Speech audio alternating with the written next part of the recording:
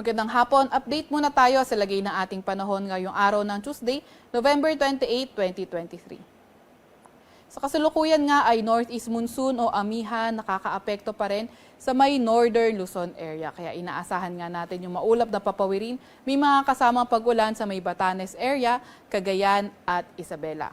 Samantalang easterlies o yung mainit na hangin galing Karagatang Pasipiko, nagdadala rin ng maulap na papawirin na may mga kasamang kidlat pagkulog sa may area ng Aurora, Quezon, Bicol Region, Eastern Visayas, Dinagat Island, Surigao del Norte at Surigao del Sur. Kaya ingat sa mga kababayan natin nakatira sa mga areas na yan dahil posible yung pagbaha o pagguho ng lupa tuwing katamtaman hanggang sa paminsan-minsan malalakas yung pag-ulan. Mas magandang panahon naman yung inaasahan natin sa may Ilocos Region, Cordillera Administrative Region at nalalabing bahagi ng Cagayan Valley kung saan may mga tsansa lamang tayo ng mga may hinang pag-ulan at inaasahan nga natin sa Metro Manila at sa may nalalabing bahagi ng ating bansa. Partly cloudy to cloudy skies, may mga tsansa nga lang ng mga localized thunderstorms. Yung ating Regional Services Division maglalabas ng rainfall advisory, thunderstorm advisory o di kaya heavy rainfall warning kung kinakailangan.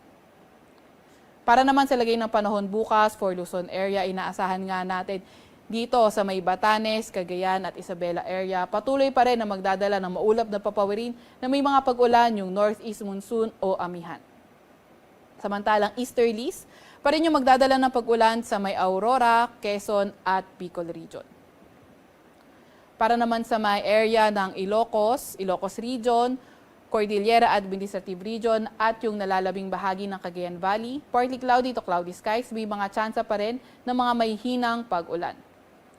At sa Metro Manila at nalalabing bahagi ng Luzon, partly cloudy to cloudy skies, may mga tsansa ng mga localized thunderstorms. Agwat ang temperatura sa Metro Manila for tomorrow maglalaro mula 24 to 32 degrees Celsius. Sa Tagaytay naman ay 22 to 30 degrees Celsius, sa Baguio ay 16 to 23 degrees Celsius. Para naman sa Puerto Princesa, 25 to 32 degrees Celsius at sa Lawag naman ay 23 to 33 degrees Celsius. Para naman sa lagay ng panahon for tomorrow sa Visayas at Mindanao, inaasahan natin na dito pa rin sa may Eastern Visayas, sa may Dinagat Island, Surigao del Norte, Surigao del Sur, magdadala din ng mga paulan yung easterlies, may mga kasamang kidlat pagkulog. Sa nalalabing bahagi naman ng Visayas at ng Mindanao, partly cloudy to cloudy skies naman, may mga tsansa ng mga localized thunderstorms. Agwat ang temperatura sa may Zamboanga at Cagayan de Oro, 24 to 34 degrees Celsius. Sa may Iloilo naman ay 27 to 32 degrees Celsius, sa Cebu ay 26 to 31 degrees Celsius at sa Cagayan de Oro ay 24 to 34 degrees Celsius. Meron pa rin tayong nakataas na gale warning dito sa area ng Batanes, Ilocos Norte, pati na rin sa northern coast ng Cagayan, kabilang na ang Babuyan Island. Kaya yung ating mga kababayan na may mga maliliit na sasakyang pandagat ay kung maaari huwag munang pumalaot dahil magiging maalon yung karagatan sa areas na yan.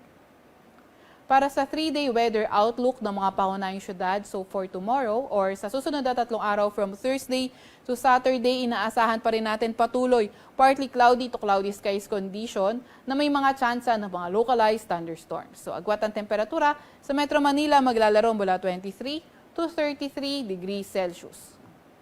For Baguio naman, partly cloudy to cloudy skies, may mga tsansa ng mga may hinang pag-ulan yung inaasahan natin. Agwat ang temperatura sa Baguio, 16 to 25 degrees Celsius. For Legazpi City, inaasahan natin na patuloy yung pag-ulan hanggang Thursday, November 30. Pero pagdating naman ng Friday, Saturday, better weather condition, pero may mga tsansa pa nga rin ng mga localized thunderstorms. Agwat ang temperatura sa Legazpi maglalaro mula 25 to 31 degrees Celsius. Sa Metro Cebu naman, Thursday, Friday, Saturday, inaasahan natin patuloy partly cloudy to cloudy skies condition, may mga tsansa ng mga localized thunderstorms.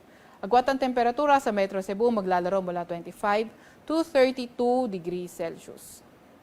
At sa Metro Davao, gayon din naman yung inaasahan nating weather condition kung saan may mga tsansa nga lamang ng mga localized thunderstorms Thursday, Friday, and Saturday.